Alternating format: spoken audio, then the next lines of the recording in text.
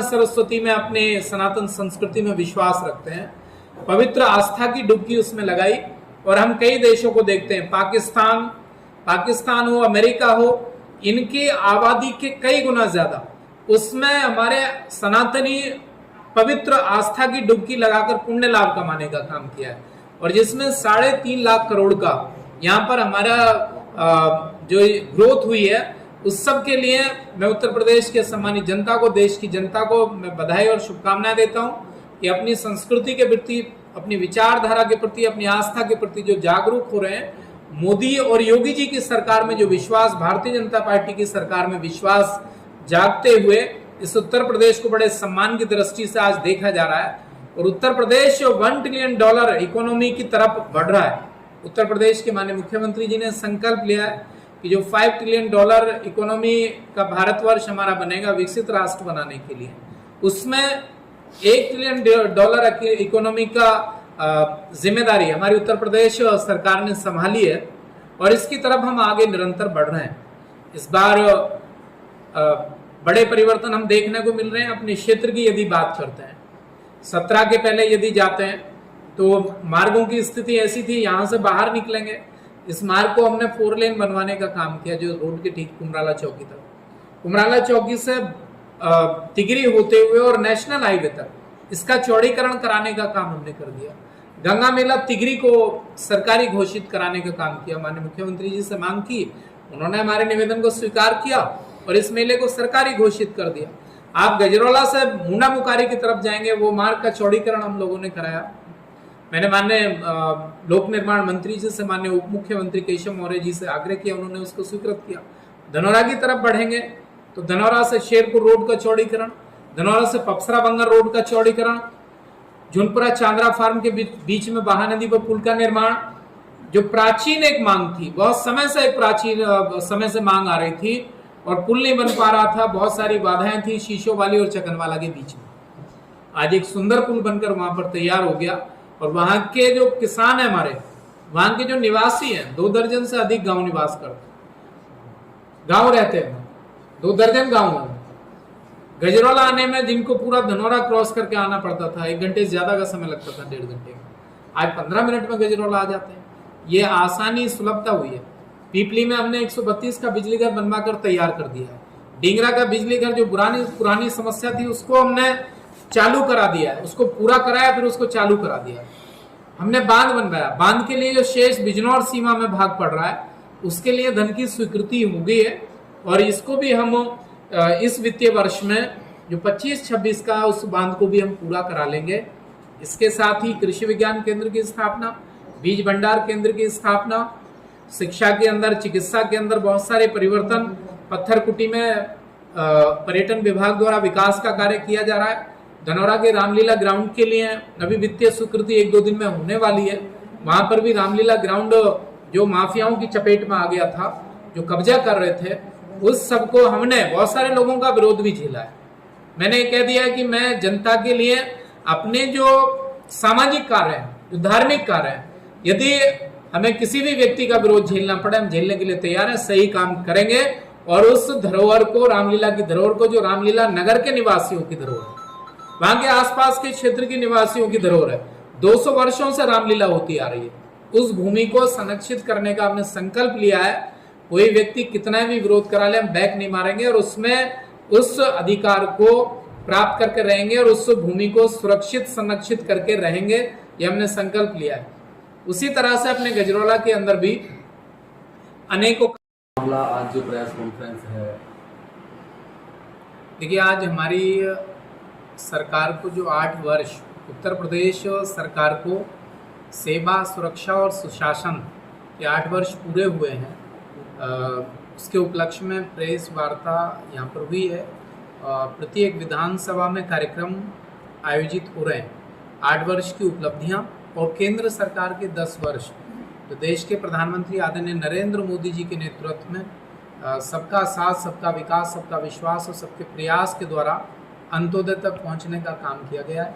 उत्तर प्रदेश के माननीय मुख्यमंत्री आदरणीय योगी आदित्यनाथ जी के नेतृत्व में उत्तर प्रदेश की 25 करोड़ जनता के हित में जो कार्य हुए हैं, इन सभी कार्यों को लेकर प्रत्येक विधानसभा स्तर पर ये प्रेस वार्ता का कार्यक्रम रखा गया। तो मैं आप लोगों को ये बताना चाहता हूँ, आप लोगों के माध्यम से, पत्रकारिता चूँकि आप लोग जन जन तक पहुँचाते हैं खबरों को, वो आपने देखा होगा कि 2017 के पहले का और केंद्र में जो केंद्र की सरकार थी 2014 के पहले का वातावरण किस तरह का था। मोदी जी ने जब देश की कमान संभाली, उन्होंने प्रत्येक व्यक्ति का ना जाति और ना धर्म के आधार पर कोई भेदभाव, सबका साथ सबका विकास ही उनका उद्देश्य रहा। उत्तर प्रदेश में 17 में हमारी प्रचंड बहुमत के साथ सरकार बनी और मुझे भी यहाँ पर सम्मानित जनता ने दोबारा सेवा करने का अवसर दिया है। 8 वर्ष आज मेरे भी पूरे हो रहे हैं। तो इस सब में कहीं भी कोई भेदभाव नहीं, चाहे वो शौचालयों की विषय की बात हो, ग्रामीण क्षेत्र में बड़ी समस्या थी, घर घर तक शौचालय बनवाने का काम किया। गैस के निःशुल्क सिलेंडर गैस कनेक्शन देने का काम हमारी सरकार ने किया। आयुष्मान कार्ड जिसमें 5 लाख रुपए तक का इलाज फ्री है, प्रत्येक गरीब परिवार को उपलब्ध कराने का काम किया और किसी भी हॉस्पिटल में जाकर अपना इलाज निःशुल्क करा सकते हैं। प्रत्येक वर्ष ये रिन्यूअल भी इसका हो जाता है। साथ ही कोविड की महामारी में फ्री वैक्सीन उपलब्ध कराने का काम हमारी सरकार ने किया है। जब कोविड के समय में खाने की परेशानी हुई तो हमारी केंद्र और राज्य दोनों सरकारों ने अपने अपने तरीके से निःशुल्क राशन वितरण का कार्य किया और देश के 80 करोड़ से ज़्यादा लोगों को इसका लाभ पहुंचा है। अपने उत्तर प्रदेश के एक बड़ी संख्या में सर्वाधिक लाभ हमारे उत्तर प्रदेश में पहुंचा है, क्योंकि उत्तर प्रदेश सबसे बड़ा राज्य है। प्रत्येक क्षेत्र में बेटियों के सामूहिक विवाह के माध्यम से हम लोगों ने खुद स्वयं जाकर माननीय मुख्यमंत्री जी और हमारे सभी मंत्रीगण उन सामूहिक विवाहों में उपस्थित हुए।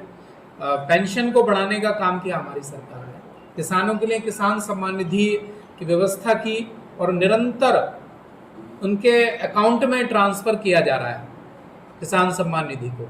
उत्तर प्रदेश सरकार ने अभी कुछ समय के पहले आप लोगों के माध्यम से भी जनता तक ये संदेश पहुंचा और प्रत्येक किसान को इसका लाभ मिल रहा है। किसानों के बिजली के बिल, जो ट्यूबवेल के बिल थे, उसको माफ़ करने का काम किया। सिंचाई की व्यवस्था फ्री उत्तर प्रदेश में हो गई। बिजली का हाल 17 के पहले उत्तर प्रदेश का पता था कि वीआईपी जो 3-4 जिले थे वहाँ पर ही बिजली देखने को मिलती थी। बाकी में तो यदि बिजली का बल्ब जलता था तो गांव में खुशहाली होती थी और लोग झूम उठते थे कि हाँ आज लाइट आ गई है।